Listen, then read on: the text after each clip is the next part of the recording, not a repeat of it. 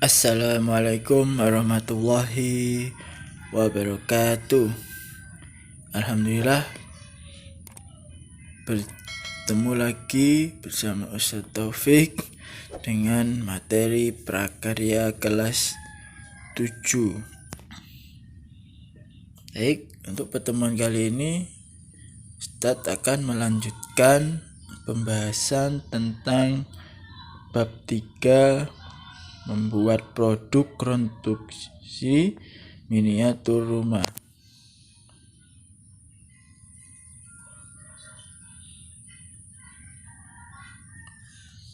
Membuat produksi konstruksi miniatur rumah ya anak-anak. Untuk pertemuan kali ini Ustadz akan sedikit menjelaskan tentang pembuatan produk konstruksi miniatur rumah dalam pelajaran prakarya.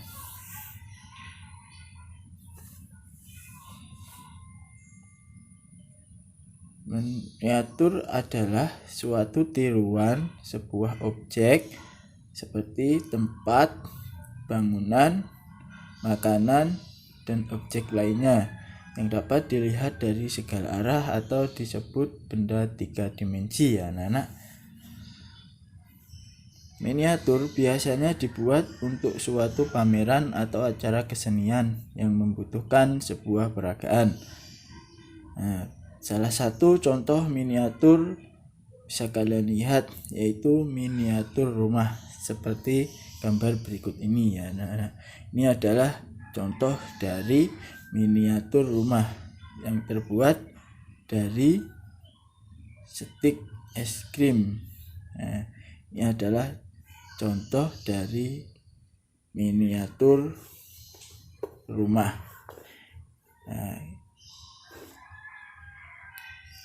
Yang dinamakan konstruksi miniatur rumah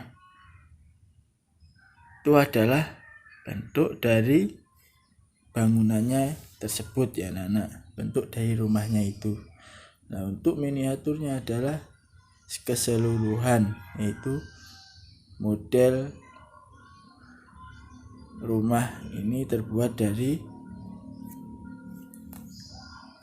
stik es krim. Nah, itu adalah dinamakan miniatur rumah. Jadi replika atau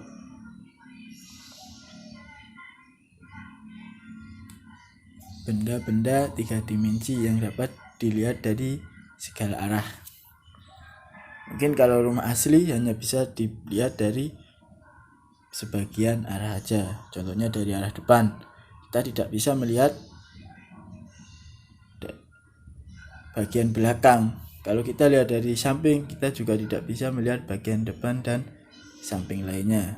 Nah, kita kalau lihat dari bawah, kita tidak bisa melihat atap rumah. Tapi kalau miniatur ini, kita bisa melihat keseluruhan dari sudut pojok kanan, pojok kiri, pojok atas, bagian bawah. Kita dapat melihat karena ini sifatnya miniatur atau mainan ya, replika yang lebih kecil dari aslinya dan terbuat dari bahan-bahan kerajinan ya.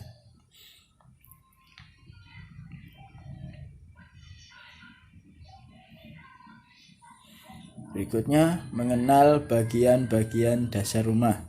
Nah, perlu diketahui ya anak-anak, secara umum bagian-bagian rumah dibedakan menjadi 3 bagian sebagai berikut. Yang pertama, bagian bawah atau dasar, yaitu lantai yang biasanya kalian injak ketika masuk ke dalam rumah, dan biasanya ditandai dengan lantai keramik, ada juga lantai tanah, ada juga lantai dari kayu. Mungkin kalau yang dari kayu bisa kalian lihat seperti contoh rumah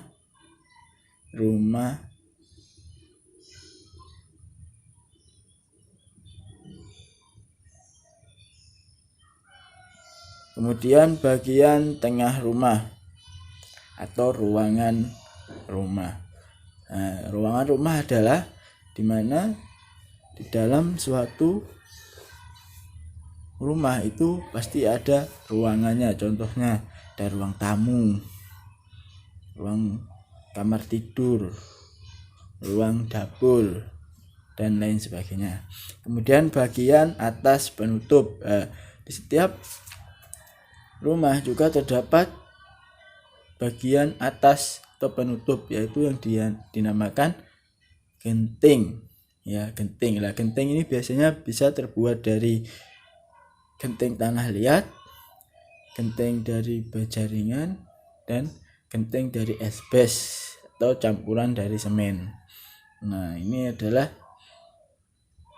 bagian-bagian rumah yang perlu kalian ketahui. Ada 3 sebagai berikut ini ya anak-anak. Bagian bawah dasar, bagian tengah atau ruangan rumah, bagian atas atau penutup rumah.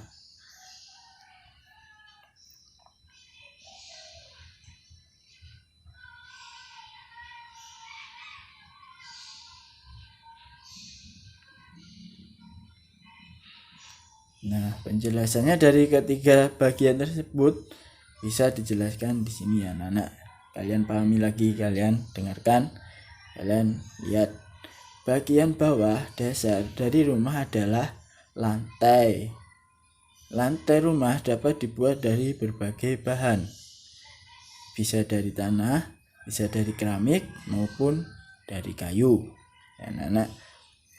Kemudian bagian tengah atau ruangan rumah merupakan inti dari sebuah rumah. Jadi inti dari sebuah rumah itu adalah ruangan. Nah, jadi tujuannya dibangun sebuah rumah itu untuk membuat ruangan yang dapat kita dan kalian tinggali ya anak-anak. Nah, ruangan rumah terdiri atas dinding, pintu, jendela, dan ruangan atau kamar. Nah, kemudian bagian atas atau penutup rumah adalah bagian atap ya anak-anak.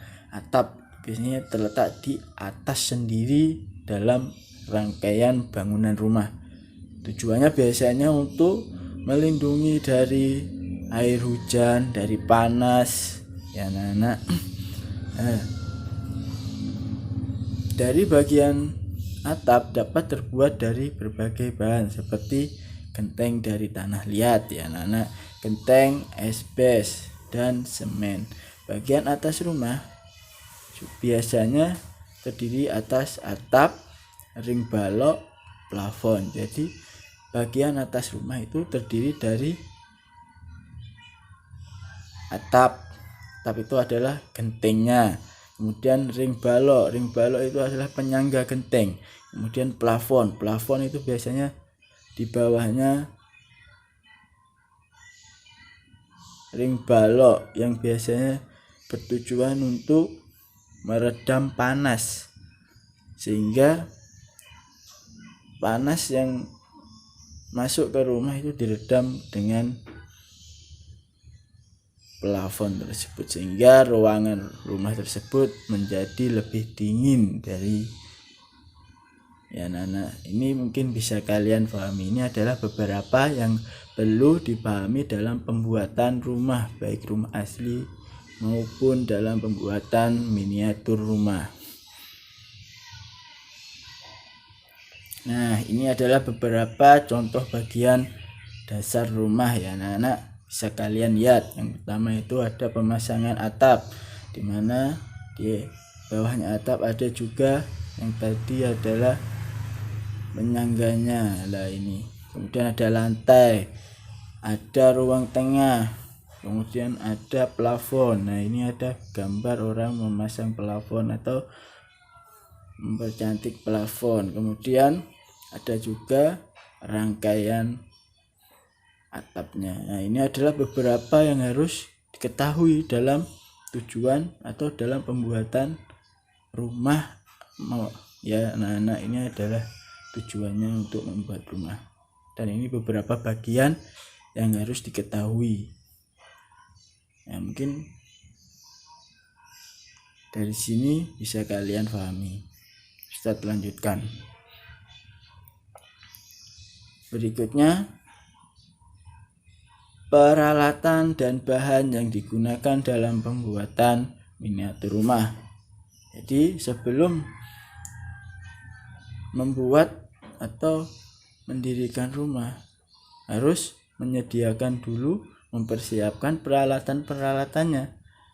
Nah, kalau di sini dicontohkan di dalam pelajaran prakarya itu dengan pembuatan miniatur rumah. Nah, miniatur rumah itu biasanya terbuat dari kardus, dari kertas karton, dari stik es krim. Nah, mungkin untuk peralatannya bisa dilihat di bagian ini ya anak-anak. Yang pertama styrofoam sebagai alas bangunan. Alas bangunan itu bisa disebut dengan lantai atau halaman ya anak-anak, untuk menyangga sebuah dinding dan bagian-bagian yang lainnya. Kemudian karton tebal sebagai bahan pembentuk dinding. Kemudian karton sebagai dindingnya anak-anak. Kemudian lem fog sebagai perekat seluruh unsur bangunan.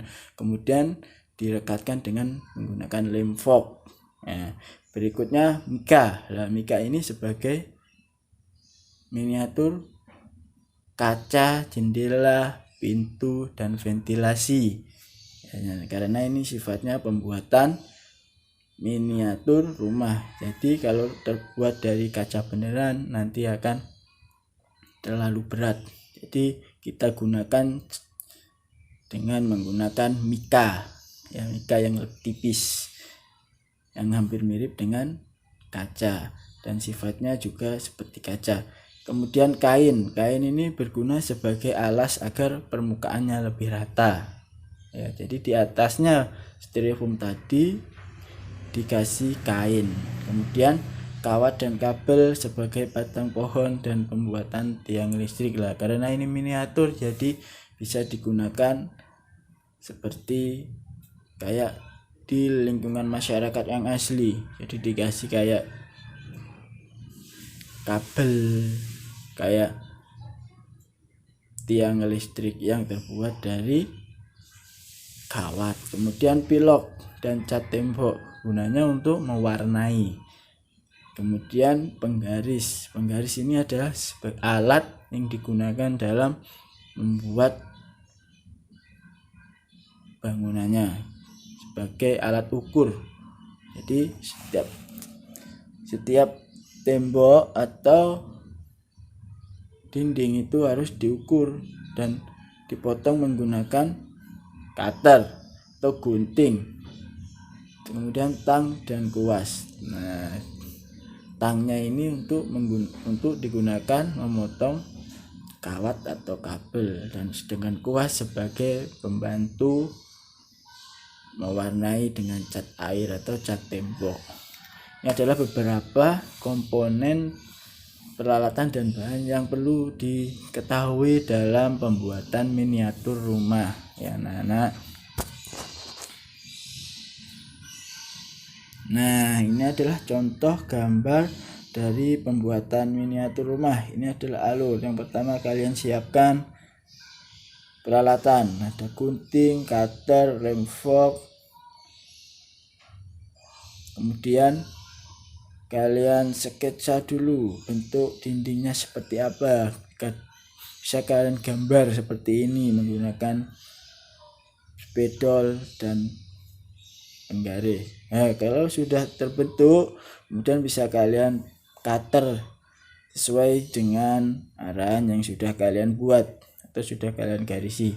Nah, kemudian berikutnya bisa kalian tempelkan antara dinding satu dengan bagian-bagian yang lainnya menggunakan lem fog. Nah, dan akhirnya hasilnya seperti ini anak-anak. Yang terakhir yang ada tulisan nomor tersebut itu adalah hasil dari pembuatan rangkaian pembuatan miniatur rumah.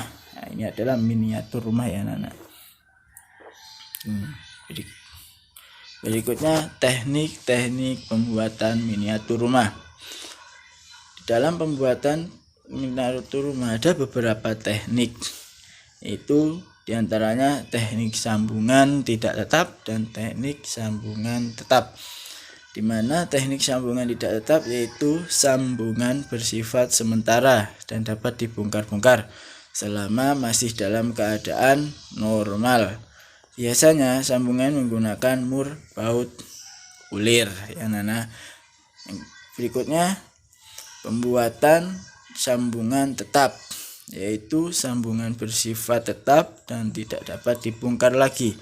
Biasanya sambungan seperti ini menggunakan paku keling dan sambungan las ya Nana. Nah, berikut ini bisa kalian lihat gambar dari contoh sambungan tetap dan sambungan tidak tetap. Untuk sambungan tetap, Ustadz berikan contoh menggunakan kardus yang kemudian dilem menggunakan lem fork. Ini adalah contoh dari sambungan tetap. Apabila nanti dibongkar, ini akan menimbulkan kerusakan karena sifatnya sambungannya tetap, dan apabila dibongkar akan rusak dan tidak dapat dipergunakan lagi. Nah, sedangkan dengan teknik sambungan tidak tetap seperti ini. Ustadz berikan contoh seperti rangkaian baja ringan yang terbaut oleh baut sekrup. Ini bisa dibongkar, bautnya bisa dicopot, nanti juga bisa dipasang kembali apabila ada kesalahan. Tapi kalau untuk yang sambung teknik tetap itu ketika ada kesalahan, ketika sudah kering kemudian dicopot, itu akan rusak bagian-bagian yang sudah ditempel tersebut ya anak-anak. Jadi disinilah perbedaannya antara sambungan tidak tetap dengan sambungan tetap ya anak-anak. Nah, mungkin itu saja untuk pertemuan hari ini. Ustadz akhiri, terima kasih. Wassalamualaikum warahmatullahi wabarakatuh.